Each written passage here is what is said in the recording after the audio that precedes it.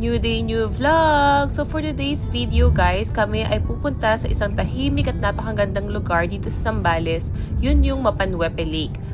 Perfect to para mag-camping, magpahinga at makipag-connect ulit sa nature. Kaya kung stress ka sa buhay nyo, ano pang hinihintay mo? Sumunod ka na! So ayan na nga, kami nasa Castillejos na. After ng ilang oras na biyahe, ramdam mo na agad yung pagbabago sa paligid mo. Mas tahimik, mas presko yung hangin at para bang bumabagal na yung oras.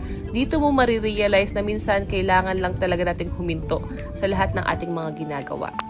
Grabe, ibang klase yung ganda ng Mapanwepe Lake. Tahimik, malawak at napapalibutan ng bundok. Para kang niyayakap ng kalikasan.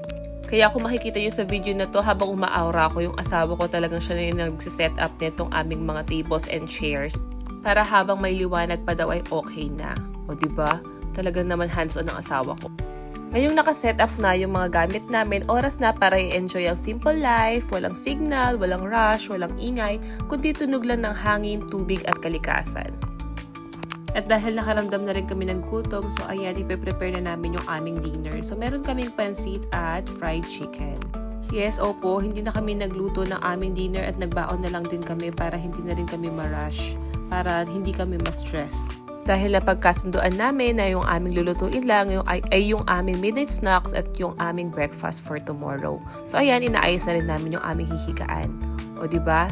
Talagang hindi ka ma-stress kasi nga masimple lang ayusin lahat ng mga gamit. At lahat pala yan ay na-order din namin sa Black App at sa Orange App. So ayan na, dinner time! Kain na tayo. Meron din aso, pusa at mga manok dito. Pero okay lang, di naman sila nanggagabala sa amin. Ayan, habang kumakain, nagkukwentuhan din kami kung ano yung mga ganap na sa buhay namin, ano yung mga pagbabago, ano yung kamusta ba ang buhay mag-asawa. So, ayan, kaya thank you Lord talaga sa mga moments na ganito. And ayan din, nagbabasa din kami, nagdala kami ng daily bread. At after namin magbasa dito, pinag-uusapan din namin yung realizations sa mga word of God na nabasa namin. And then, syempre, picture taking, di mawawala yan. Sa ilalim ng mga bituin, mas ramdam mo yung kapayapaan, parang gumagaan yung puso mo at nawawala yung pagod. Ito yung mga moments na talagang gustong-gusto mong binabalik-balikan. Nag-download din pala kami ng movie sa Netflix at syempre nagutom na, so ayan, nagluto na lang ng midnight snacks yung asawa ko. Kain na ulit! Good morning from Mapanwepe Lake. So waking up with this view, sobrang laking blessing. Bagong araw, bagong lakas at bagong pasasalamat. Grabe, ang ganda talaga ng view dito. Kaya ano pang hinihintay nyo guys, sumunod na rin kayo dito sa amin.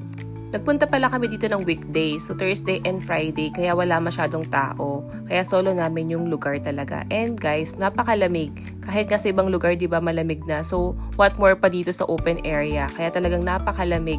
And late na rin kami bumangon dyan at nag-prepare ng aming breakfast kasi nga hindi kami makalabas. Grabe dahil ang lamig.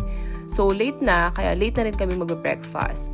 So, ayan na, nagpe-prepare na kami. Naghiwa na ako ng kamatis, ng pipino, at nagsasaing na rin. So, habang nagsasaing kami, habang hinihintay namin na maluto, napagdesisyonan din ng asawa ko na what if daw maglaro kami ng volleyball? O, diba? Dahil bumili kami ng bola, sayang naman kung hindi namin gagamitin. Kaya, ayan, nag-unat-unat kami, nag-exercise muna kami, ay naglaro ng volleyball dito sa labas. Dito sa labas? So, ayan, na-enjoy din namin talaga yung moment na to na kami lang dalawa. So, ayan, paano pa kaya no kung may mga dala kang anak dito, talagang kung kayo nga lang ang dami nyo ng gamit, kapag may baby na kayo no, siguro talaga siguro sa panahon na yun maguguluhan ka na, hindi mo na alam kung anong hanap mo, peace ba o stress? Char! Nung nakaramdam na kami ng pagod, huminto na rin kami at kumain na ng aming breakfast. So, aming breakfast pala ay fried egg, tapos na may pipino, kamatis, at itong special tapa. Homemade tapa yan guys, ginawa ng asawa ko. Natatawa pa nga kami dyan kasi may mga dumadaan. So habang nagpiprito kami, lahat ng dumadaan sinasabi nila na parang nagtatawag daw ng tao yung aming niluluto. Kasi ang bango daw talaga. And totoo naman, ang bango talaga habang niluluto and talagang masarap. Kaya thank you love for this one. After nya, naligo na rin kami. At yung CR nila guys, take note, malinis. Naka-tiles. Kaya talagang komportable kang makakaligo. And yan, nag-aura-aura na rin si ate niyo girl at si kuya niyo boy. O diba, talagang naman sinolo nila yung lugar. Kaya thank you Lord talaga sa napakagandang creation. Thank you din sa Mapanwepe Lake sa pahinga at inspiration. Kung naghahanap ka ng lugar para mag-reconnect sa sarili at sa kalikasan, highly recommended namin ang lugar na ito. Yun lang, bye!